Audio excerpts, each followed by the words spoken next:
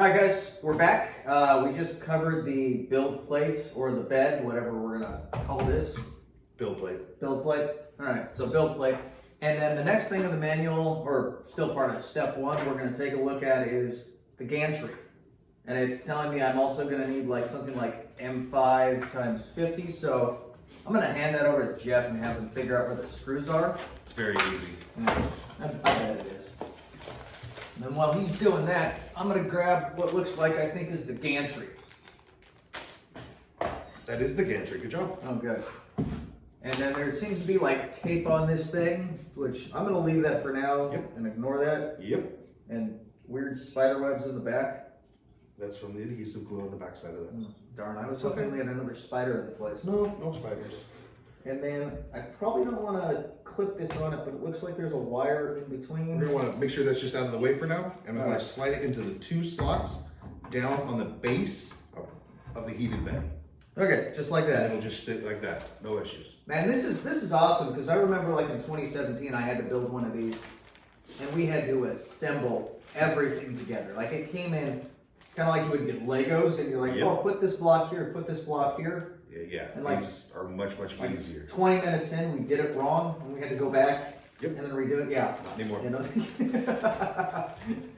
Okay, so explain to me about this gantry. I understand how a slide generally works, but like, what are the different parts? What do I So, really need to understand? On this gantry, you have your Okay. aluminum frame. Okay.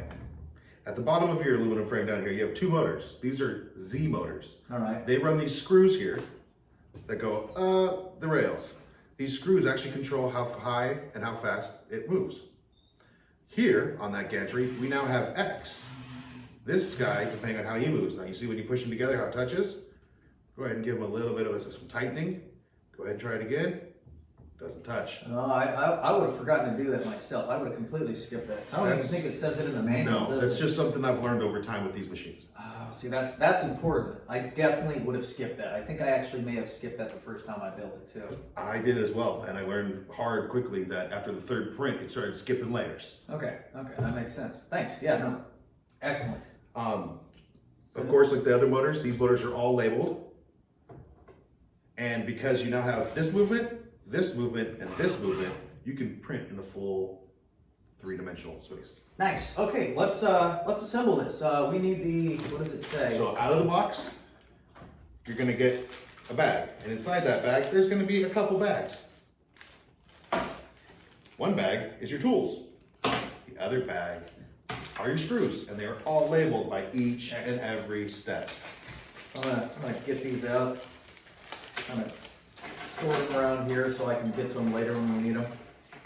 And then it says we need what, the 5 by 50, or I think they have step numbers on Yes, it. Are the they do. step numbers accurate though? Because I've For the experienced- most part, to the manual, they are perfectly accurate to what we're gonna be doing. They may not go in order. Oh, okay, that makes more sense. Just because of all the times I put these together, we found a better way to do it. All right, so I probably need, I think it's probably the biggest one, right? Yes, it is. I believe it is a 4mm hex. Excellent. And what you're gonna need is I'm gonna grab one of these.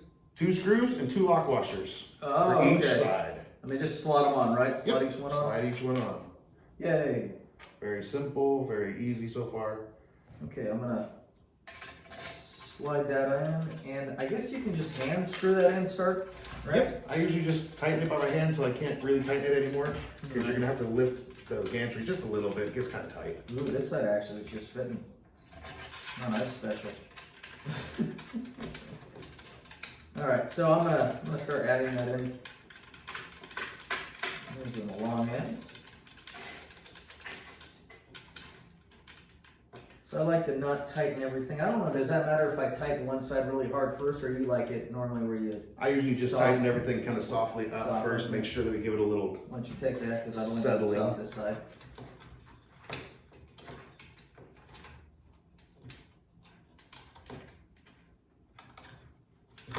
At this point, give it a little shake.